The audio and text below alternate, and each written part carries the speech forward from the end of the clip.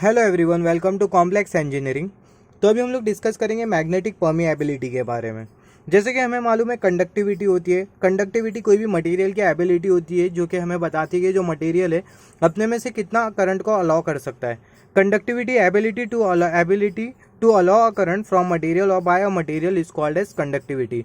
अगर कोई मटेरियल की कंडक्टिविटी अगर ज़्यादा होती है तो जो मटेरियल होगा वो अपने में से ज़्यादा करंट को अलाउ कर सकता है। अगर कोई मटेरियल की कंडक्टिविटी अगर कम होती है तो जो मटेरियल होगा वो अपने में से ज़्यादा करंट को अलाउ नहीं कर पाएगा। सिमिलरली मैग्नेटिक परमिएबिलिटी का मतलब ये होता है कि जो मटेरियल होगा वो अपने में से कितनी ज़्यादा मैग्नेटिक फील्ड ऑफ लाइंस को अलाउ कर सकता है या फिर कितना अपने में से मैग्नेटिक फील्ड ऑफ लाइंस को परमिट कर सकता है। अगर मटेरियल अपने में से ज़्यादा मैग्नेटिक फील्ड ऑफ लाइंस को अलाउ कर पा रहा है तो जो मटेरियल है उसकी मैग्नेटिक परमिएबिलिटी ज़्यादा होती है। सिमिलरली अगर मटेरियल अपने में से ज़्यादा मैग्नेटिक फील्ड ऑफ लाइंस को अलाउ नहीं कर पाता है तो जो मटेरियल की जो मैग्नेटिक परमिएबिलिटी होती है वो कम होती है। तो यहाँ अगर हम लोग एग्जाम्पल देखें, कंसिडर कर लेते हैं ये एक मटेरियल है। ये मटेरियल को हमने रखा मैग्नेटिक फील्ड में और फिर हमने एक दूसरे मटेरियल को मैग्नेटिक फील्ड में रखा। तो यहाँ पर अगर हम लोग देखिए जो मटेरियल है वो अपने में से ज़्यादा मैग्नेटिक फील्ड ऑफ लाइंस को अलाउ नहीं कर पा रहा है। सिमिलरली दूसरे मटेरियल को देखें तो ये जो मटेरियल है वो अपने में से ज़्यादा मैग्नेटिक फील्ड ऑफ लाइंस को अलाउ कर पा रहा है।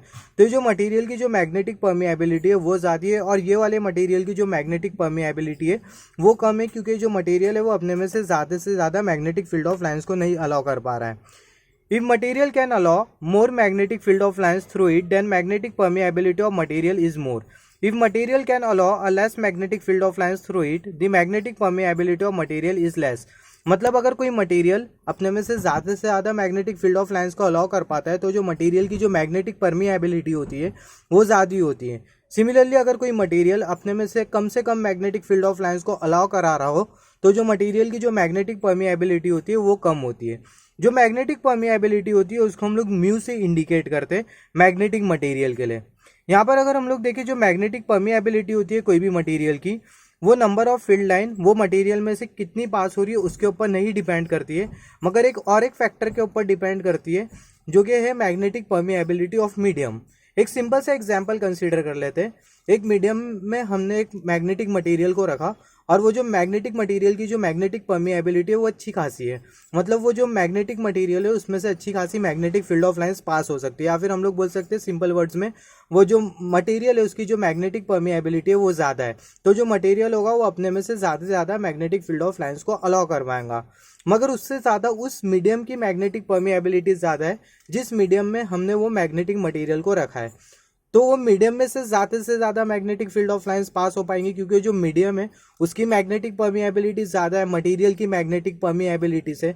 तो जो मटेरियल है उससे कम magnetic field of lines pass हो पाएंगी और जो मीडियम होगा उससे ज़्यादा magnetic field of lines pass हो पाएंगी। तो इसी चीज़ को कंसिडर करते हुए यहाँ पर हम लोग कॉन्सेप्ट लेके आते हैं रिलेटिव मैग्नेटिक परमिएबिलिटी का। तो जो रिलेटिव मैग्नेटिक परमिएबिलिटी होती है वो रेशियो होती है। Relative permeability is the ratio of magnetic permeability of material and magnetic permeability of medium in which that magnetic material is placed. तो जो रिलेटिव मैग्नेटिक परमिएबिलिटी होती है वो रेशियो होती है मटेरियल की मैग्नेटिक परमिएबिलिटी का और उस मीडियम की मैग्नेटिक परमिएबिलिटी का जिस भी मीडियम में वो मैग्नेटिक मटेरियल को रखा गया है। तो यहाँ पर अगर हम लोग देखें जब भी हम लोग कोई भी मटेरियल की रिलेटिव परमिएबिलिटी कंसिडर करते हैं तभी हम लोग एयर और जो वैक्यूम है उसकी मैग्नेटिक परमिएबिलिटी को कंसीडर करते हैं ज़्यादातर, और जो मटेरियल है उसकी मैग्नेटिक परमिएबिलिटी को कंसीडर करते हैं जो भी हम लोग मटेरियल ले रहे हैं। तो यहाँ पर ये जो म्यू है वो इंडिकेट कर रहा है मैग्नेटिक परमिएबिलिटी ऑफ मटेरियल और जो म्यू नॉट है वो हमें इंडिकेट कर रहा है मैग्नेटिक परमिएबिलिटी ऑफ एयर और वैक्यूम, जिसको हम लोग बोल सकते हैं एब्सोल्यूट परमिएबिलिटी। जो मैग्नेटिक परमिएबिलिटी होती है एयर और वैक्यूम की उसको हम लोग एब्सोल्यूट परमिएबिलिटी भी बोल सकते हैं। तो जो म्यू नॉट है वो है magnetic permeability of free space जैसे कि एयर या फिर वैक्यूम, जिसको हम लोग absolute permeability of free space भी बोलते हैं। सिमिलरली जो म्यू है वो है मैग्नेटिक परमिएबिलिटी मटेरियल का जो कि अपने में से मैग्नेटिक फील्ड ऑफ लाइंस को अलाउ कर रहा है। तो यहाँ पर अगर हम लोग देखें ये जो म्यू नॉट है एब्सोल्यूट परमिएबिलिटी, इसकी कोई यूनिट नहीं होती है, सिर्फ इसकी एक न्यूमेरिकल वैल्यू होती है। तो इसकी जो न्यूमेरिकल वैल्यू होती है वो होती है 4 पाई × 10⁻⁻⁷ वेबर पर एम्पियर पर मीटर। सिमिलरली ये जो मैग्नेटिक रिलेटिव मैग्नेटिक परमिएबिलिटी है, इसको हम लोग एक्सप्रेस कर सकते हैं मैग्नेटिक फील्ड के टर्म में। अगर हम लोग मैग्नेटिक फील्ड के टर्म में अगर एक्सप्रेस करें तो हमें कुछ इस तरीके का रिलेशन मिलता है, mu r is equal to B over B naught. तो यहाँ पर जो बी है वो है total magnetic field passing from the material, और जो बी नॉट है वो है external magnetic field in outside the material. तो यहाँ पर दोनों का जो रेशियो होता है, बी और बी नॉट का जो रेशियो होता है वो होता है relative magnetic permeability in terms of magnetic field. तो यहाँ पर अगर हम लोग देखें जो रेशियो होगा दोनों का, वो हमें दे देगा रिलेटिव मैग्नेटिक परमिएबिलिटी। यहाँ पर अगर हम लोग देखें एयर, वैक्यूम या फिर जो रबर जैसे जो मटेरियल होते हैं या फिर प्लास्टिक, उसके लिए जो रिलेटिव मैग्नेटिक परमिएबिलिटी का जो वैल्यू होती है या फिर जो रिलेटिव मैग्नेटिक परमिएबिलिटी होती है एयर, वैक्यूम या फिर रबर के लिए, वो 1 के बराबर में होती है।